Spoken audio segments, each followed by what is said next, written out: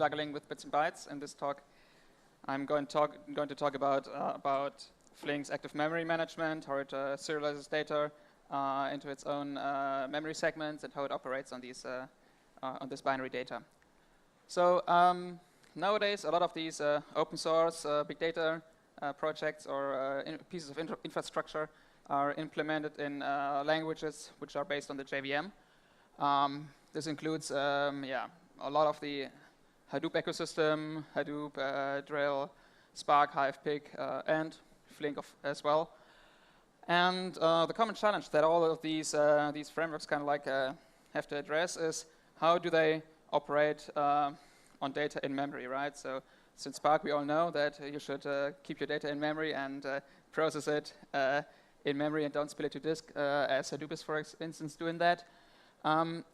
There are basically two ways of using or leveraging memory in systems. So the first one is to leverage it for processing, so for sorting, building hash tables, and so on. And the other one is for caching data, so such that it's available for other tasks or other operators to read the same result another time.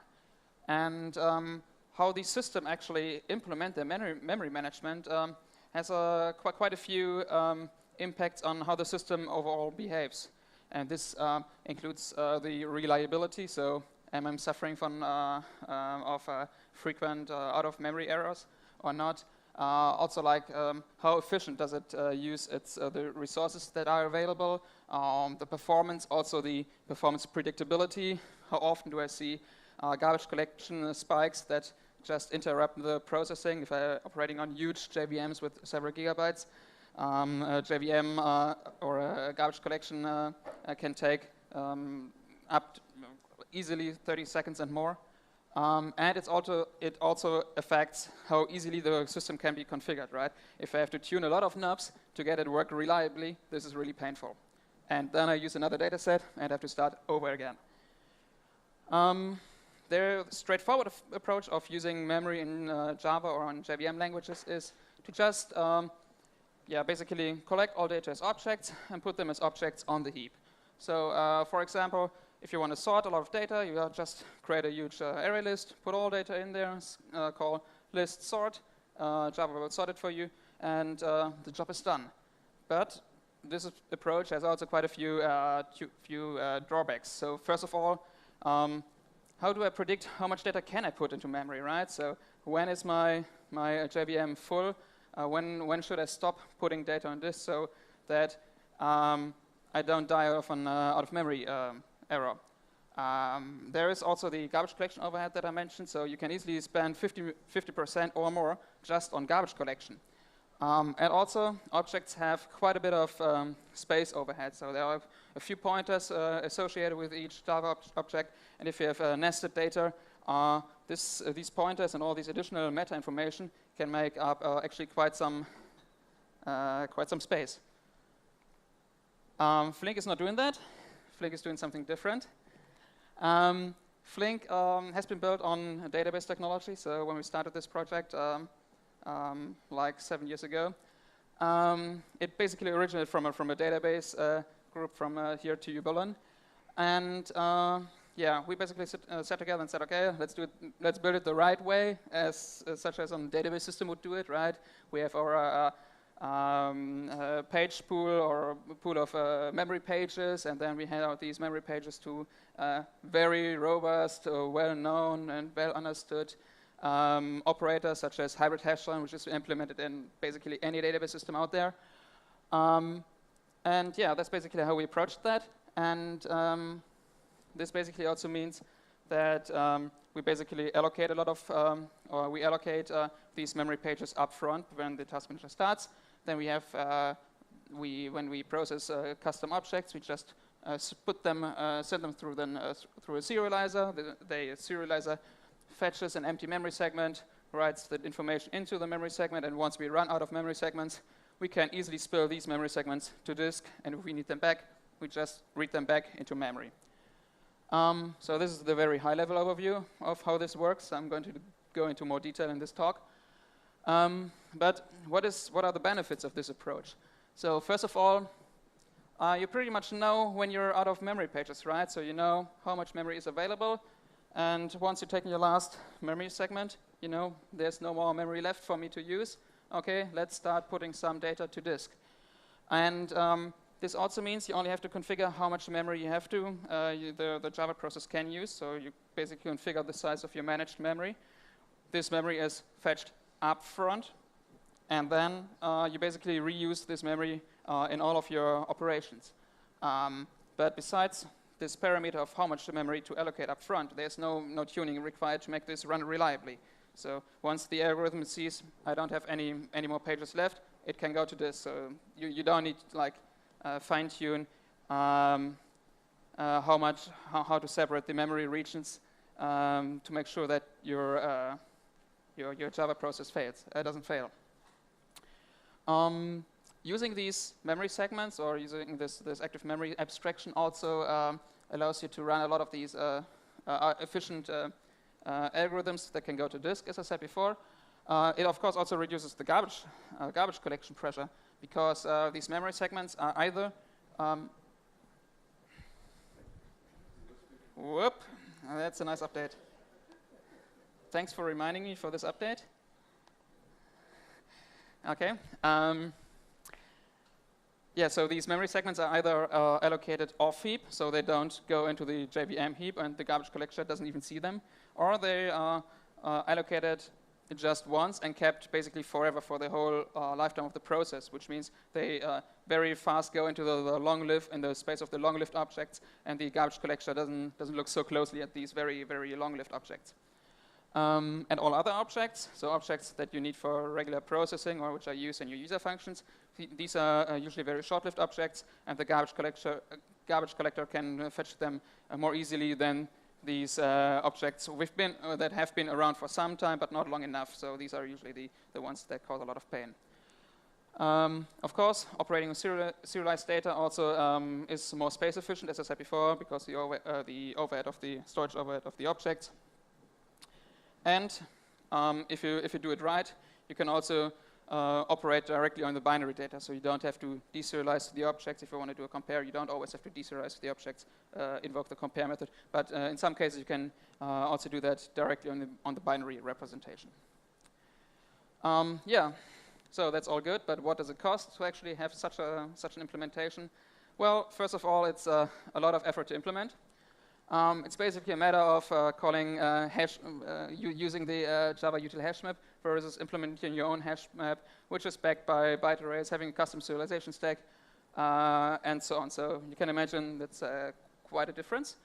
However, there are also other systems which adopted or which are also using similar techniques as Flink, such as Apache drill and Apache *DB.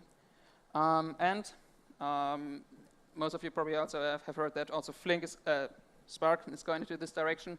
They have this project Tungsten, in which they also pushing Spark into the direction of operating on a managed memory and directly operating on the bytes that were serialized. OK, so now I'm going through all the different topics that are related to the memory management of Flink. First of all, the memory allocation. So memory is handled in Flink in units called memory segments. So every memory segment is backed by a regular byte array of, by default, 32 kilobytes. This allocation can happen on heap or off heap. So we can either allocate byte arrays from the Java heap, or we can also allocate them off heap outside of the Java heap. The writing and reading from these memory segments happens through Java's unsafe method. So this is quite efficient. And multiple of these small byte arrays, so there's a logical abstraction to put them kind of in a view, which then lets this collection of memory segments appear as a consecutive larger chunk of memory. So the algorithms just write into that, and all the appending of new memory segments more or less can happen seamlessly. So how does the on-heap memory allocation look like? So when the task manager starts, so we have this task manager JVM heap in the process. When the task manager starts, we first start all the basic task manager allocation for data structures and initialize all the services that we have. This is here the yellow part. Once we're done with that, we start allocating the managed memory area for Flink, and there are basically two ways to configure this. So either you say, I want to have a certain percentage of what's left after the basic allocation. So by default, this is 70% of what's left here. So this should be like roughly 70%, and this should be 30%. Or you say, I want to have, let's say, 20 gigabytes of managed memory. You make it explicit, and then the task manager will allocate this absolute number of memory segments. And and basically the remaining heap here, the blue area, is just left over for the regular operations for everything that the user code uses. So if your user code needs to put a lot of data in memory, it might make sense to shrink this area. So because otherwise you might run into out-of-memory errors because we're not controlling what the user's doing, right? So we only can control what Flink's internal operators are doing. Looking at the off-heap memory allocation, it looks actually quite similar. The only difference is that the big green region here is now allocated off-heap. We have a much smaller JVM heap here, so that makes the garbage collection much faster here on this small area. And so basically comparing this on-heap, off-heap memory segments, we've done, or Stefan has done a few micro benchmarks in how the write access to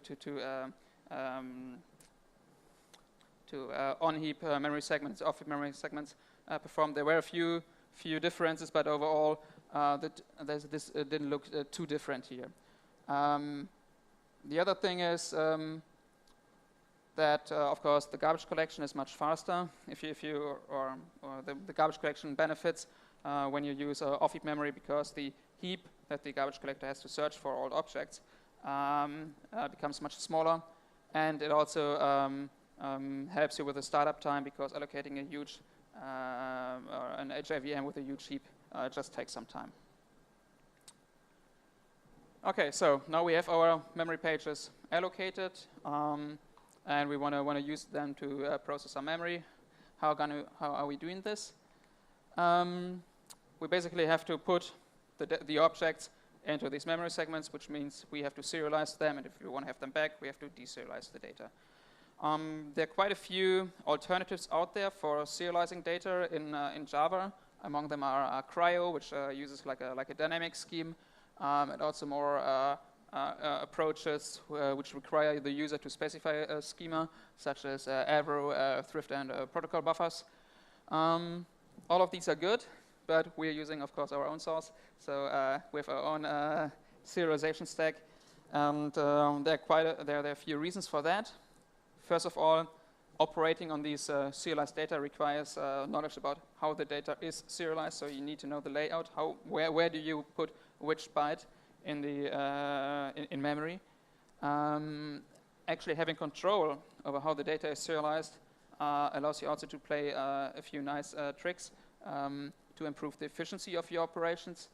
On the other hand, it also requires you to know all the data types before the program is executed. So this basically is provided by Flink's type system. Flink checks pretty precisely what kind of data types are you using in your program.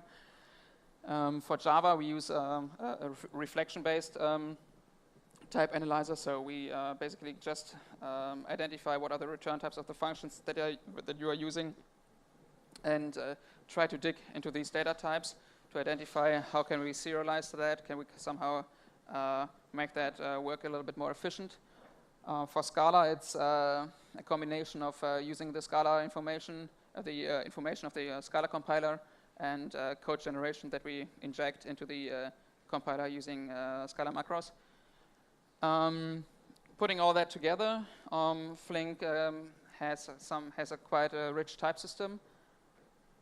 We have types which basically consist of two types. One type are atomic types, which are atomic, so it's Java primitives, data types that implement Hadoop's writable interface, or also called generic types. These are types that where our type analyzer fails to look into, and which are basically treated as black boxes.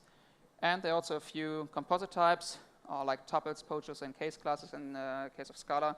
And these composite types can be can consist of other composite types and atomic types. You can basically arbitrarily nest these data types into each other. So you can have a tuple 2, where the second field of the tuple is a pojo, and the field name of the pojo is a string, for example.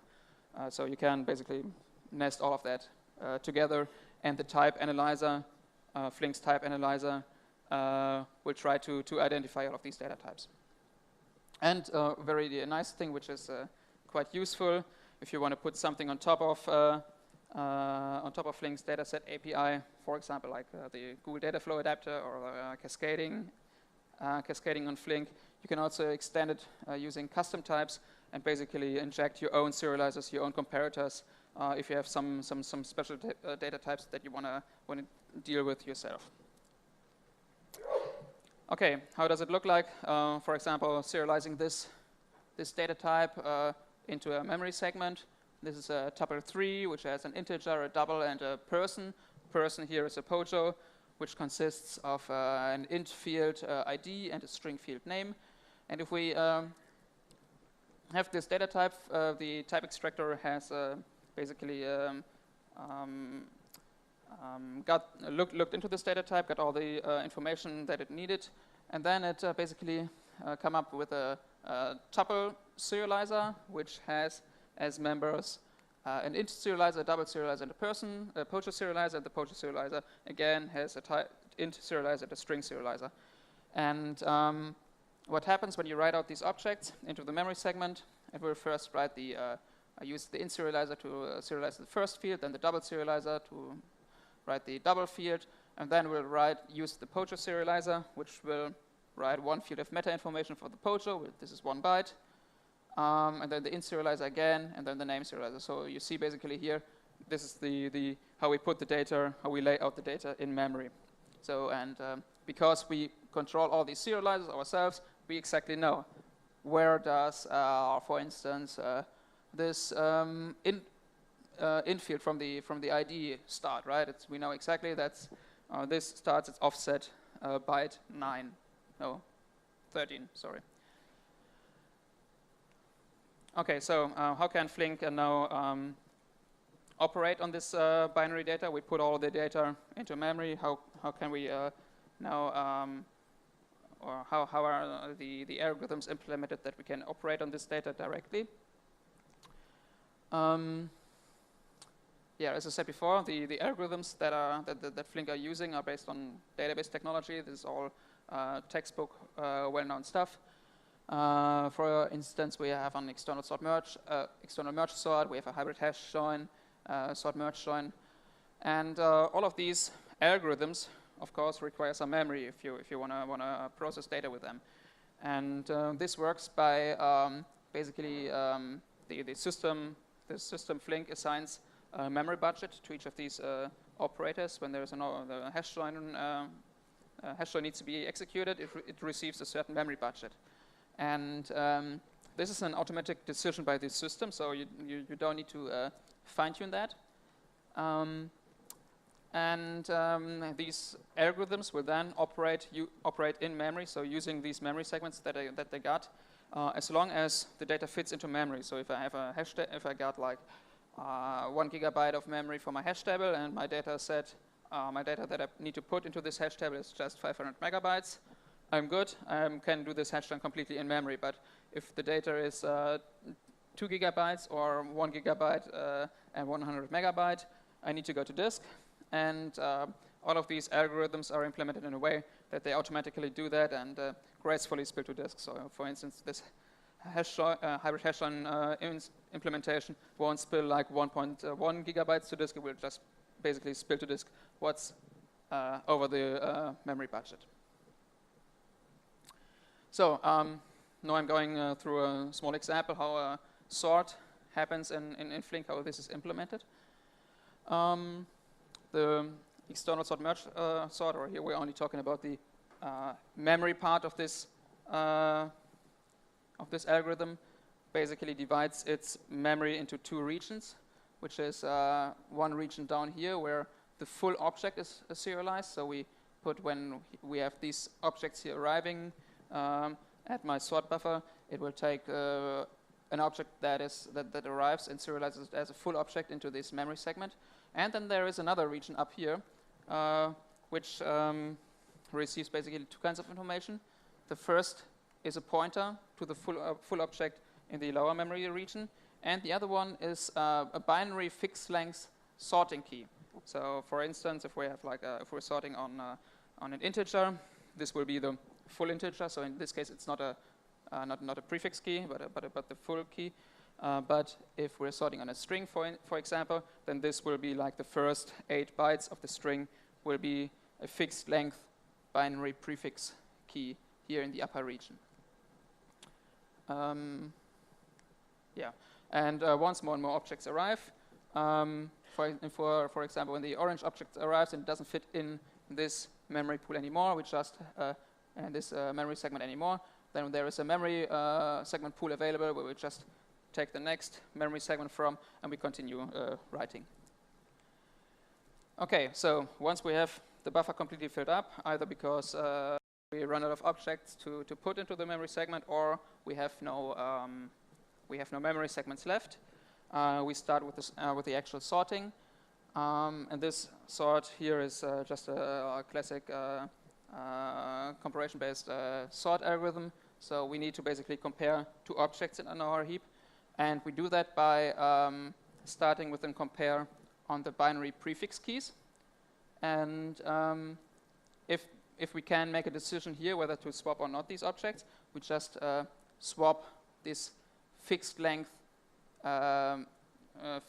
entries up here in the upper part, and the lower part we don't touch. But if we find that both prefix keys are actually identical, so we can't really make a decision whether these sorting keys are the same or not, but they have the same prefix key. If that is the case, then we actually need to touch the full objects down here. We find them by just following the pointer. We deserialize the objects, compare the objects using the regular Java compare method, and then we can decide whether we need to do the swap up here or not. So if we have, if the prefix keys here are different, we don't need to deserialize the objects down here. That's basically the core message. So we save a lot of serialization, or in this case, deserialization overhead. Yeah, and finally, once we're done, you see the lower region still looks the same as before, but the upper region here is nicely ordered by color. If we now want to read the data out in a sorted way, we just follow these, read this memory segment from start to end, and follow the pointer. So, and the first element that we return will be the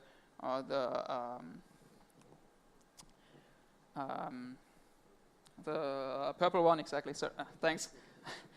The purple one, then we follow the red one, then the orange one, and so on. So, by just following the pointers, we then get the data out in a sort of way. Okay, so all of this is good, but how does it actually perform? What are the benefits here? We did a small benchmark here, which is basically the task is sorting 10 million records of type tuple2, integer, and string. The string has 12 characters, so that makes like 16 bytes of raw data for every element, and 10 million of these are roughly 150 megabytes. The integers follow a uniform distribution, the strings follow a long tail distribution, and the task is to either sort on the ints or on the string. So we compare basically both, comparing the sorting on the string and sorting on the integers. The input is provided as a mutable object iterator, so we're not reading the input from disk, but we are generating these elements on the fly and using a mutable object. So we're always handing the same object to sort algorithm, and we use a JVM with a 900 megabyte heap size because this was kind of like the minimum to get all different sort methods work reliably for sorting 150 megabytes. So which methods do we compare? There is first the straightforward approach, putting everything on the heap. We do that by cloning the mutable object, putting it into an array list. The array list, and using the Java's collection sort on this list. The array list has been initialized with the correct size, so we're not resizing the array list here. That's the first one. The second method is using Flink's serialized method, using on-heap memory here. This uses Flink's custom comparator, so this is basically what you get out of the box if you would do this in Flink. For integer, we use the full data type as binary prefix key. That means we never have to deserialize the data. We always can do the decision on the binary representation. And for the string, we use the first 8 bytes as a prefix key. And the last method that we compare is using cryo as serialization. So here we serialize both the int field and the string field using cryo. And by using this serializer, we cannot use any prefix keys, which means we have to deserialize the data for every comparison. Everything runs in a single thread. We executed that 10 times and triggered the garbage collection between the runs, so this doesn't go into the time. Okay, a lot of explanation, so know the numbers. So this is basically what it looks like. Here we see the objects on heap sorting on the int, on the string, Flink serialized integer string, and the cryo serialized int string. What we see here, when putting objects on a heap, quite a bit of time is actually spent on cloning the objects and putting them into the list. So cloning objects is quite expensive here, and creating quite a new object instances here. Whereas this is pretty fast. Serializing this information into the memory segments is very fast. Here in this case, it's even faster than using cryo because we just need to serialize the int and the string. So this is very efficient serialization. But even the sorting is very fast if we do the sorting on the serialized data. The objects on heap have, of course, the benefit we don't need to deserialize the data. We can just send it out. So when we want to emit the sorted result, we don't pay for that because it's all as objects on the heap already. Whereas for the all serialized methods, we have to basically send out the deserialize the data, read it back from the memory segment, and send it out again. Okay, these are just the numbers for running these sort benchmarks. But what happens internally in the JVM when we do that? We basically looked at the stats and basically checked, okay, how is the CPU utilization and how does the garbage collection behave? And we found we only compared here the objects on heap and the Flink serialized cases, and we see that the CPU is quite busy up here doing garbage collection. So the parallel garbage collector is quite busy over the 10 runs. So this basically shows 10 runs of sorting. Whereas in the Flink serialized, the garbage collector basically never spikes, and the CPU utilization is about 12%, so you can guess it was run on an 8-core machine. Looking at the memory usage, we see that in the objects on heap case, of course, the memory goes up and down as we do the sort, do the garbage collection after we did the sort, and so on, and fill again the JVM with new objects.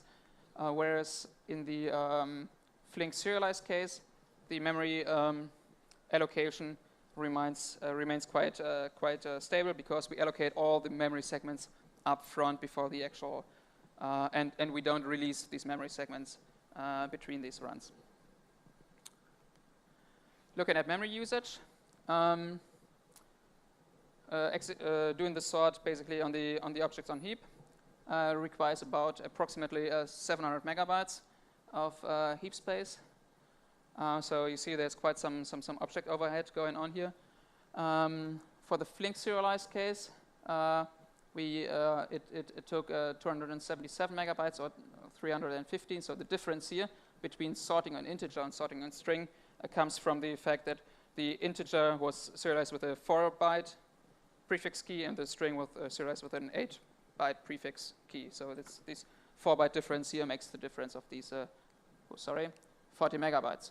Whereas in Cryo, we don't use any prefix keys, so here the numbers basically are the same. Okay, so we talked about a lot of these in-memory stuff, but how bad is it actually if I don't have enough memory, if I have to go to disk? So the good message is not too bad, at least not for our hash join implementation.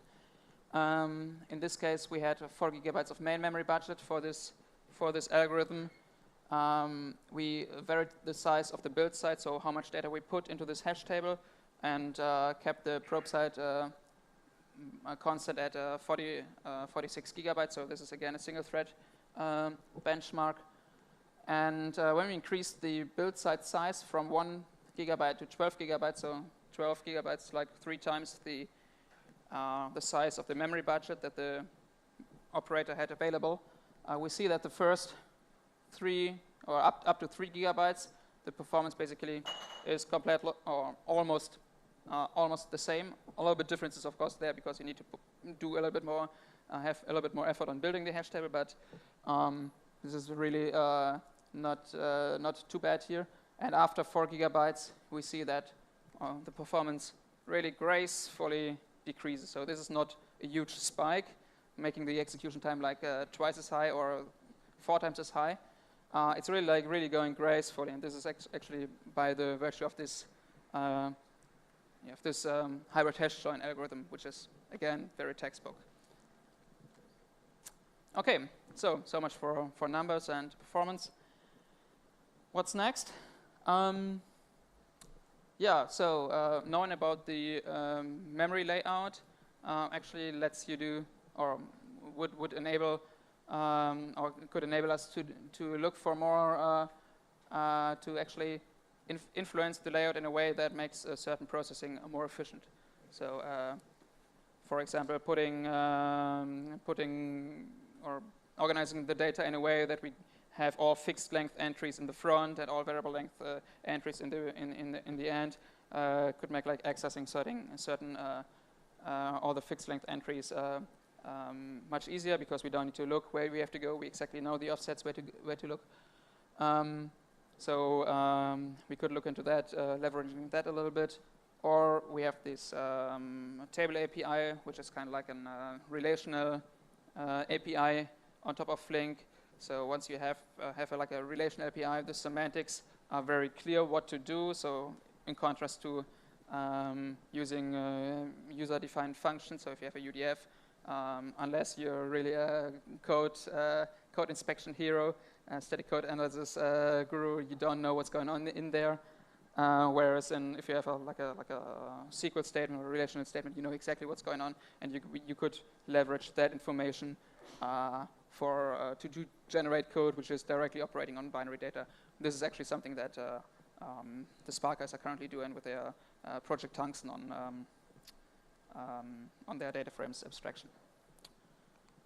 Yeah, to summarize, active memory management, as done by Flink, avoids a lot of the problems with configuring memory regions and memory budgets.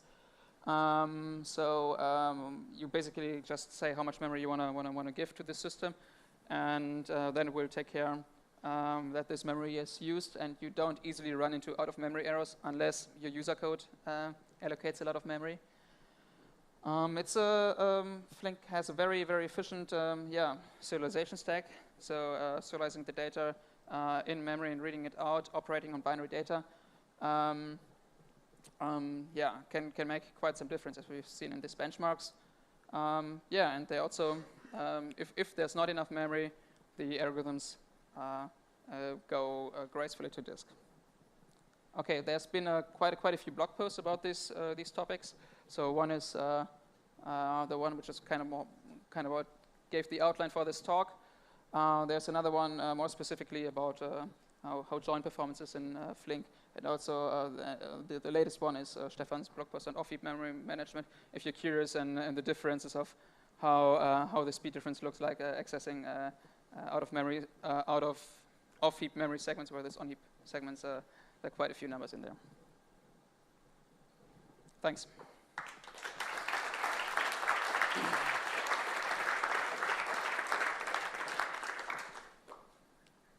So in your serialization logic, how do you extract, like with type erasure, how do you actually get the types for things like tuples and stuff like that? So basically this kind of like depends on whether it's in Java or in Scala. In Java, we have this type extractor class, which does all this magic. So it basically uses reflection to infer the types. But there are, of course, issues with type erasure. So in many cases where we can successfully extract the types, but there are some corner cases, which makes it quite hard to exactly identify the types.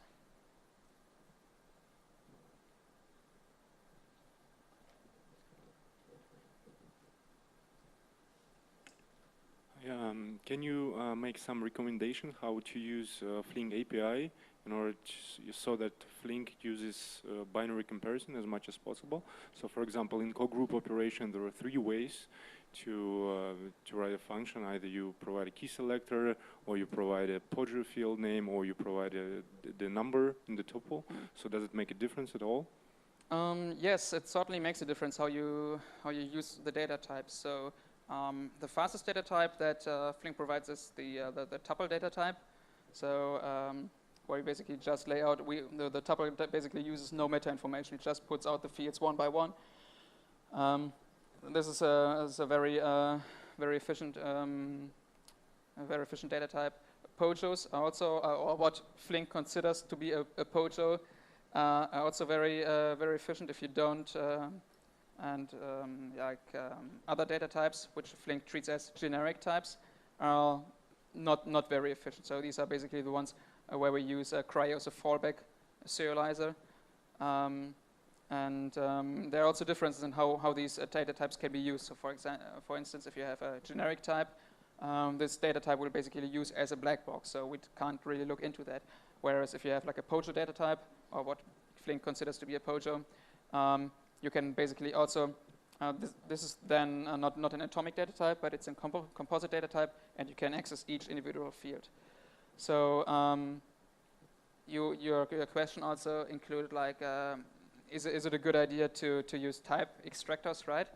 So if you have very complex data types, then you can use these key extractors to extract a certain part of this object as a key, right? What it internally does, it's basically creating your from your data set of your type. It creates another data set with a tuple 2, the key type, and the original type. So this is again using the tuple data type, which is quite efficient. However, the key information is serialized twice in this case. So we have it once in this key field, and once kind of like hidden in your data object.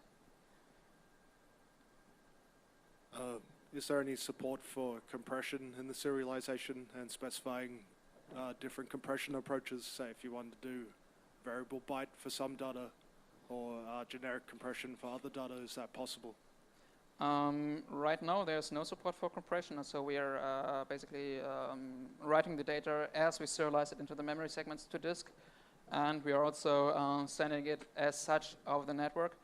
However, I think this would be a useful extension, so it shouldn't be too hard actually to plug in there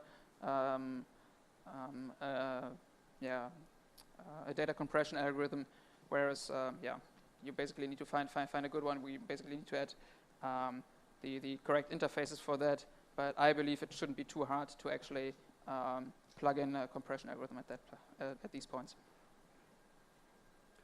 Great talk.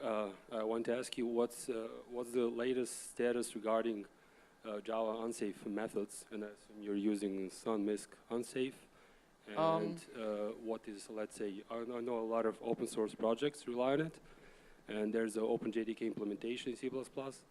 So what's the general, let's say, contingency in case that Oracle decides to just, put in dumper without releasing it and the licensing? Yeah. So I have to admit I'm not super up to date with the current discussion. From what, so everybody who knows more or better, please correct me if I'm wrong. But from what I know is, Oracle basically made out this proposal, said, okay, they want to get rid of the unsafe methods in the next Java version. However, I mean, the feedback from the Java community and the many projects was, I think, quite visible. And so I think, as far as I know, they're kind of like thinking about making some parts of these API like part of the public API, whereas not everything. So we are not using any fancy stuff here. So we're not like doing random access into certain objects. We're just using the serialization and writing stuff out stuff, which I believe or hope would become part of a public API. So it's not we're not doing crazy unsafe stuff here, although it's called unsafe. We're just using it to write out data in an efficient way. So I hope that there will be a way to at least support these methods. So unsafe is a big package for doing really crazy stuff. And I hope that the parts that we are using will be somehow available also in future Java versions.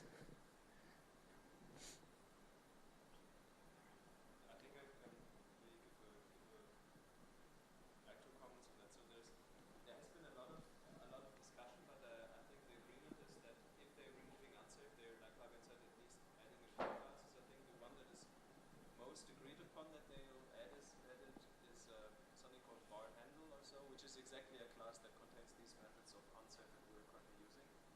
And the memory segments as they are in Flink are written in such a way that you can easily swap them for different implementations.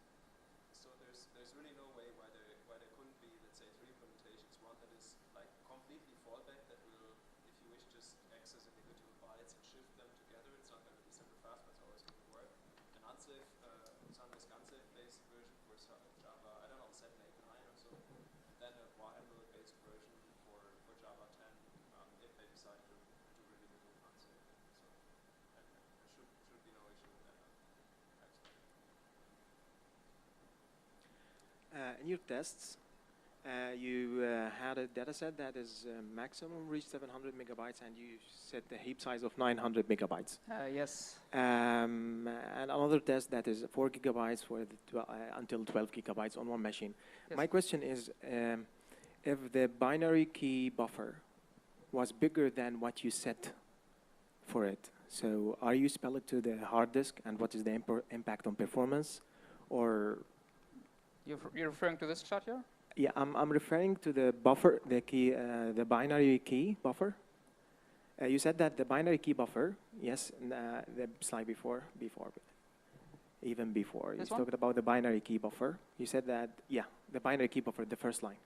This here? Yes, yeah. You keep it in memory, and you do sort in memory, right? Yes. If this binary key buffer was bigger than your memory default size that you set, do you spell it to hard? And if you do, what is the impact in performance? And your test was on only one machine, as I understand. What is the impact, and how do you do it on? Okay. Yeah, thank you. So if we need to sort more data than fits into our memory segments here, into our memory pool, so if we have to sort more data, then this becomes an external merge sort. However, an external merge sort works by sorting as much data as fits into memory, and then spilling the sorted run to disk, doing that as many times as you have data, and then you have sorted runs on your hard disk, which you can then read and merge together. So this is basically how to sort more data than fits into memory. So the algorithm here doesn't have to deal with spilling to disk. It just stops writing data into memory segment, sorts what it has, and then writes the sorted result to disk. So does it answer your question? So my question is for small size of buffer. If let's say you have tuple 1 or tuple 2 which are smaller than your 32 KB size, do you see internal fragmentation, or do you have any special handling for handling it? So as you see here, we are writing more than one object into each memory segment, right? We just, in this case, and for this algorithm here, there are also other algorithms like the building the hash table, where it's a little bit different. But we're basically just write data one after the other. We don't leave any gaps. So there's no memory fragmentation, at least for this algorithm here. But for example, now that red color object is unused, so let's a red color in first block. So you have allocated green, red, and yellow. Yes. Right. And now the red color object is now not being used, or it's free. Okay. So in this case, I mean, this would not happen. We're sorting here this data set. So we want to sort it. Everything that we want to sort, we write in there one after the other. Then we sort it, and then we produce the sorted result. So there won't be like any eviction going on these objects. We want to sort this data set. We write everything in there, and then sort it and write it out. I think this question might be who owns the memory, because you're saying the operators own the blocks, right? Yes, exactly. So the operators own the memory. So there's no way in somebody taking the memory segments away. Thanks. So there's actually one single algorithm in Flink there's a single algorithm in Flink which follows not this pattern that Fabian explained. I mean, you don't get any fragmentation if you have the pattern add memory, do something with the objects, and then just free it all at the same time, right? Which you do after you've basically spilled the sort or evicted it. There's in the delta iterations, there's one data structure that doesn't do it, which is one that deals with updating records and so on. And this does actually cause some memory fragmentation if you deallocate one object and add another one. And what it actually implements is a copy compact algorithm where you have different pools of or different partitions of this memory. And once you run out, you basically take the sparsest one and just copy whatever live regions you still have in a new one and then free all of them. So there's no tracking of gaps. It's in some sense the same as the Java GC does. I think it also doesn't track any gaps. It just looks whatever is alive, makes a contiguous a copy into a contiguous region of memory of that, and then just freeze all the other stuff. At least on the new generation, which is the one where the garbage collection is really fast. Are there any cases where you need to take off-heap data to on-heap, or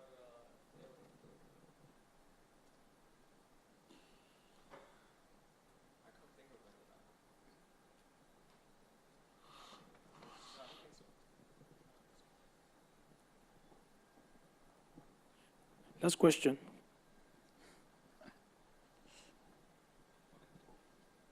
Maybe in some way, once you deserialize from off-heap memory into an on-heap memory object, this is in some way pulling data off-heap memory.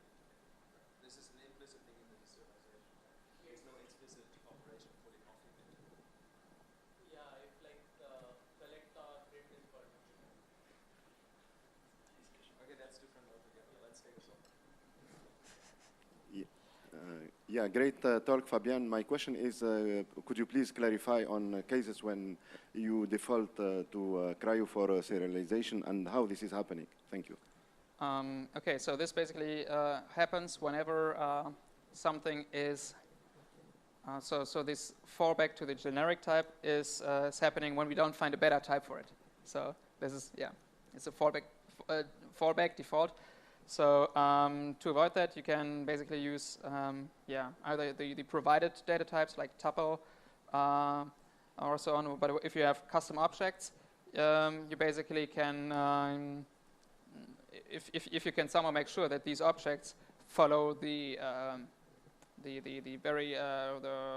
POJO rules of Flink, which are like, okay, you have an empty disk constructor, we need to create an instance of that, and all fields are publicly accessible.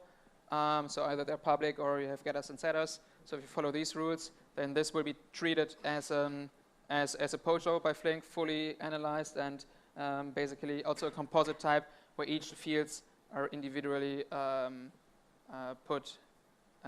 basically all fields are individually created. But as soon as you have like your sorting key or your sorting type is a primitive type, you don't run into this situation, because in that case, if you have a primitive on which you're sorting, you can create a binary prefix key, and then most of the deserialization action is actually taken away by just comparing the binary keys.